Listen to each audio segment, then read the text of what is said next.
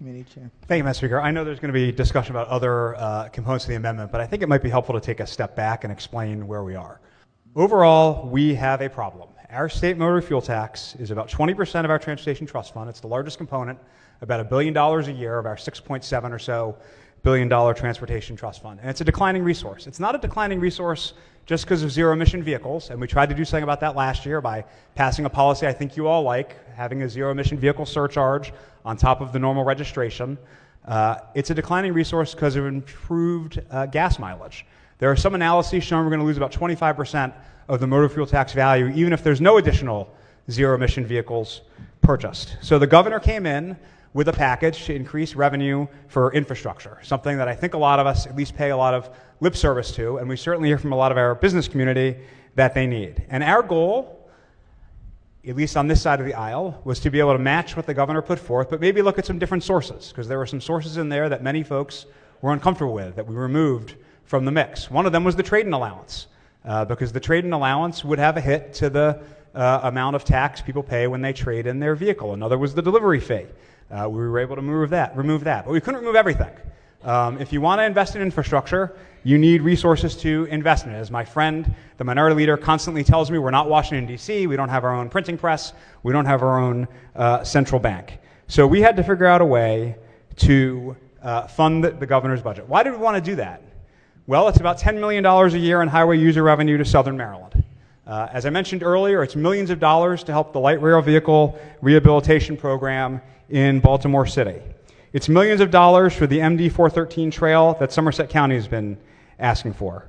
It is millions of dollars for WMATA and the Metro. I know you all are going to bring that up since I'm standing, so I'll just get in front of it. Yep, we do invest in the Metro system.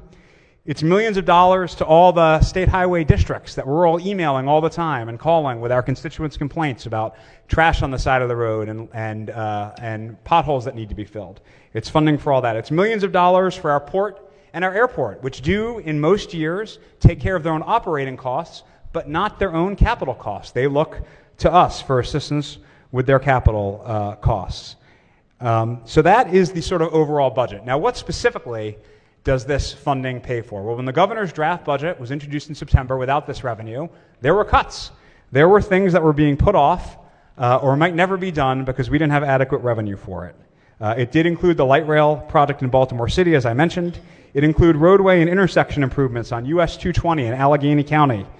It included work on the Dole-Field interchange in Baltimore County, a really important safety project on I-81 in Washington County, work on Maryland 5, Great Mills Highway in St. Mary's County, something the vice chair of ECM dragged me down to Southern Maryland to see a number of years ago. It included important safety work for my friend, the minority whip in Frederick County for US 15 and US 70.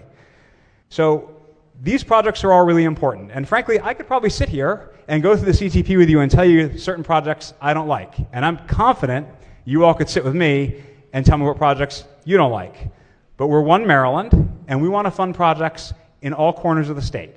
I see a lot of priority letters that come in from every county every year, and I've never seen one that comes in and says, you know what, we don't want anything this year. What we'd like is less infrastructure spending. I've never seen one of those. So that is the purpose of this overall amendment, and you're going to hear this theme repeatedly during the debate on this amendment and maybe some others that could be coming.